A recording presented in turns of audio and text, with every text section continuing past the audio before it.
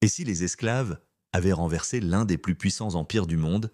Et si la première révolution noire victorieuse de l'histoire avait changé à jamais le destin de l'humanité? Aujourd'hui, Maison Bentu vous plonge dans une histoire vraie. Une histoire de souffrance, de révolte, de stratégie, de génie politique. Inspirée du livre The Black Jacobins écrit par C. L.R. James.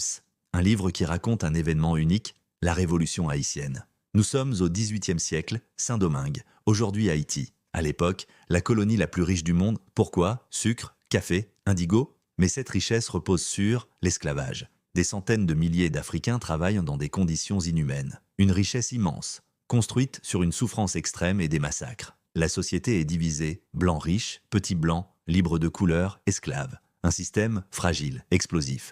Et il ne manque qu'une étincelle, 1789.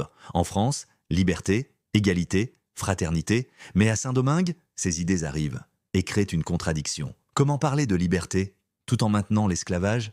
1791, les esclaves se soulèvent, massivement. Violence, incendie, résistance. La colonie s'embrase, mais cette révolte va devenir bien plus qu'un simple soulèvement. Un homme émerge, Toussaint Louverture, ancien esclave, stratège, visionnaire. Il transforme une révolte en révolution organisée. Et il va défier les plus grandes puissances du monde, Espagne, Angleterre, France, tous interviennent. Mais Toussaint résiste, il utilise la stratégie, la diplomatie, l'intelligence. Et contre toute attente, il gagne du terrain. Toussaint comprend, la guerre n'est pas seulement militaire, c'est aussi politique, économique, psychologique. Et cette intelligence fait la différence.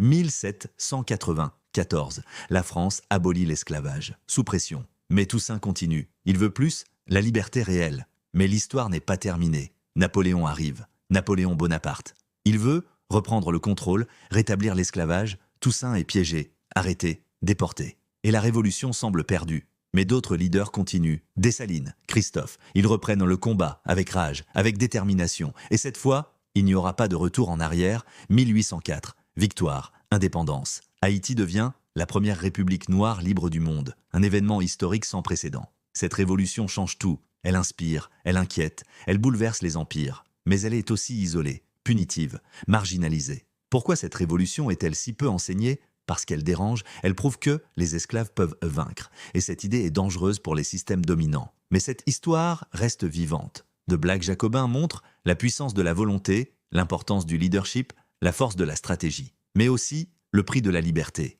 Des milliers de morts, des destructions, une nation née dans la douleur, mais aussi dans la dignité. Haïti devient un symbole de résistance, de liberté, de courage, mais aussi de solitude, de défi. Et cet héritage continue aujourd'hui. Le véritable message de The Black Jacobin est peut-être « aucun système d'oppression n'est invincible ». Et si la plus grande révolution était celle que personne ne pensait possible?